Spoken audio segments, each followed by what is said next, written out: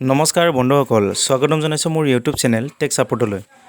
আজি মই ভিডিঅ'টো দেখাবলৈ গৈ আছোঁ যে যিসকলে নিজে ৰেচন কাৰ্ড নতুনকৈ এপ্লাই কৰিম বুলি ভাবিছে, নতুবা ৰেচন কাৰ্ডত যিকোনো আপডেট কৰিব বিচাৰে, নতুবা ৰৈ যোৱা পৰিয়ালৰ নাম সংযোগ কৰিব বিচাৰে, তেওঁলোকে এই ধৰণৰ কাম কৰিবলৈ ভাৰত চৰকাৰৰ দ্বাৰা ৰেচন কাৰ্ড মিত্ৰ ফ্ৰীকৈ আইডি পোৱাৰ আৰম্ভ হৈছে।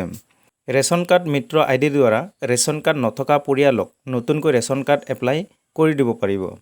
আপোনালোকে ৰেচন কাৰ্ড মিত্ৰ আইডিটো কেনেকৈ ৰেজিষ্টাৰ কৰিব, ভিডিঅ'টোত A to Z দেখাই যাম, গতিকে ভিডিঅ'টো অলপো স্কিপ নকৰাকৈ শেষলৈকে চাই থাকিব। যিসকলে মোৰ চেনেলৰ ভিডিঅ'টো চাই আছে, তেওঁলোকে প্লিজ লাইক, কমেণ্ট কৰাৰ লগতে ছাবস্ক্ৰাইব কৰি নটিফিকেশ্যন বেল আইকনটো দবাই শ্বেয়াৰ কৰিবলৈ নাপাহৰিব। এতিয়া আপোনালোক ভিডিঅ'টো আৰম্ভ কৰোঁ। লেপটপত থকা বা মোবাইলত থকা যিকোনো গুগল ক্ৰম ব্ৰাউজাৰ অ'পেন কৰি টাইপ অপশ্যনত টাইপ কৰিব NFSA। NFSA টাইপ কৰাৰ পিছত ক্লিক কৰি দিব। ইয়াৰ পিছত এনেকৈ এখন পেজ অ'পেন হোৱাৰ পাছত আপোনালোকে NFSA লিংকত ক্লিক কৰক। ইয়াৰ পাছত দেখা পাব যে national food security portal page open হৈ আহিছে। আপোনালোকে ৰেচন কাৰ্ড এপ্লাই কৰিবৰ কাৰণে প্ৰথমে ৰেচন কাৰ্ড মিত্ৰ আইডিটো বনাই ল'ব লাগিব। ৰেচন কাৰ্ড মিত্ৰ আইডিটো বনাবৰ কাৰণে ওপৰত দেখি থকা চাইন ইন ৰেজিষ্টাৰত ক্লিক কৰিব। তাত দেখি থকা পাব্লিক লগইন ইনটোত ক্লিক কৰিব। ইয়াৰ পাছত আপোনালোকে দেখা পাব কমন ৰেজিষ্টাৰ ফেচিলিটি। আপোনালোকে কমন ৰেজিষ্টাৰ ফেচিলিটিৰ তলতে দেখা পাব যে sign in with Aadhaar OTP, sign in with login ID, sign in with ration card. আপোনালোকে এই তিনিটা অপশ্যনৰে লগইন কৰি আপোনালোকে ৰেচন কাৰ্ড এপ্লাই কৰিব পাৰিব। কিন্তু আপোনালোকে যদি ৰেজিষ্টাৰ কৰা নাই, আপোনালোকে ৰেজিষ্টাৰ কৰিবৰ কাৰণে মিডিল অপশ্যনত দিয়া নিউ ইউজাৰ চাইন আপ হিয়াৰ লিংকত ক্লিক কৰিব। ইয়াৰ পাছত এনেকৈ এখন ৰেজিষ্টাৰ পেজ অ'পেন হৈ আহিব। আপোনালোকে ডিটেইলছটো ফিল আপ কৰাৰ আগতে আপোনালোকে পেজটো ভালদৰে চাই ল'ব। কি ফিল আপ কৰিব লাগে, কি ফিল আপ কৰিব নালাগে, আপোনালোকে ভালদৰে চাইহে পেজটো ফিল আপ কৰিব। এতিয়া প্ৰথমে আপোনালোকৰ নিজৰ নামটো টাইপ কৰি লাষ্ট নেম টাইপ কৰিব। ইয়াৰ পাছত ডেট অফ বাৰ্থ চিলেক্ট কৰিব। ইয়াৰ পাছত জেণ্ডাৰ চিলেক্ট কৰিব। ইয়াৰ পাছত আপোনালোকে লগইন ইউজাৰ আইডিটো আপোনালোকৰ ইচ্ছামতে বনাই ল'ব। ইয়াৰ পাছত আপোনালোকে পাছপৰ্টটো নিজৰ ইচ্ছামতে টাইপ কৰিব। ইয়াৰ পাছত আপোনালোকে কনফাৰ্ম পাছপৰ্টটো টাইপ কৰিব। ইয়াৰ পাছত আধাৰ নম্বৰ টাইপ কৰিব। ইয়াৰ পাছত মোবাইল নম্বৰ টাইপ কৰিব। মোবাইল নম্বৰটো টাইপ কৰাৰ পাছত আপোনালোকৰ জিমেইলটো টাইপ কৰিব। জিমেইল টাইপ কৰাৰ পাছত আপোনালোকে আপোনালোকৰ ষ্টেটটো চিলেক্ট কৰিব। ডিষ্ট্ৰিক্টটো চিলেক্ট কৰিব। ইয়াৰ পাছত তহচিলটো চিলেক্ট কৰিব। ইয়াৰ পাছত আপোনালোকে নিজৰ গাঁৱৰ নামটো চিলেক্ট কৰিব। ইয়াৰ পাছত আপোনালোকে দেখি পাব যে এড্ৰেছ 1। আপোনালোকে এই বক্সত আপোনালোকৰ পোষ্ট অফিচ নহ'লে আপোনালোকৰ ঘৰৰ নাম্বাৰটো টাইপ কৰিব পাৰে। ইয়াৰ পাছত এড্ৰেছটো আপোনালোকে এড্ৰেছটোত আপোনালোকৰ লেণ্ডমাৰ্ক নহ'লে আপোনালোকৰ পুলিচ থানাটো টাইপ কৰিব পাৰে। ইয়াৰ পাছত আপোনালোকে পিন কোডটো টাইপ কৰি কেপচা কোডটো এণ্টাৰ কৰিব। এতিয়া আপোনালোকে দেখি আছে ৰিমাৰ্কছ। আপোনালোকৰ যদি কিবা লিখিব আছে ৰিমাৰ্কছ বক্সত আপোনালোকে লিখিব পাৰে, নহ'লে খালীকৈ এৰি দিব। এতিয়া তলত দেখি থকা সৰুকৈ দুটা বক্সত আপোনালোকে টিক মাৰ্ক দিব। ইয়াৰ পাছত আপোনালোকে ছাবমিট অপশ্যনত ক্লিক কৰিব। ছাবমিট কৰাৰ পাছত দেখা পাব যে OTP ছাকচেছফুলি। আপোনালোকৰ আধাৰত যিটো মোবাইল নম্বৰ ৰেজিষ্টাৰ হৈ আছে, সেই মোবাইল নম্বৰত OTP গৈছে। সেই OTPটো আপোনালোকে টাইপ কৰি ছাবমিট OTPত ক্লিক কৰিব। OTP ছাবমিট কৰাৰ পাছত এনেকৈ ৰেজিষ্টাৰ ছাকচেছফুলি ইণ্টাৰফেচ অ'পেন হৈ অহাৰ পাছত অ'কে বটমত ক্লিক কৰিব। এতিয়া ৰেজিষ্টাৰ ছাকচেছফুলি হোৱাৰ পাছত লগইন কৰিবলৈ আই অলৰেডি হেভ এ মেম্বাৰ লিংকত ক্লিক কৰক। ইয়াৰ পাছত এনেকৈ পেজ অ'পেন হোৱাৰ পাছত মিডিলত থকা চাইন ইন উইথ লগইন আইডিত গৈ লগইন ID আৰু পাছপৰ্টটো টাইপ কৰি কেপচা কোডটো এণ্টাৰ কৰি চাইন ইন অপশ্যনত ক্লিক কৰিব।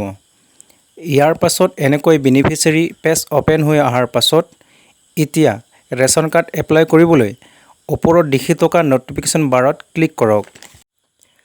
এতিয়া নটিফিকেশ্যন বাৰৰ তলত দেখি থকা অপশ্যনলৈ আহিব।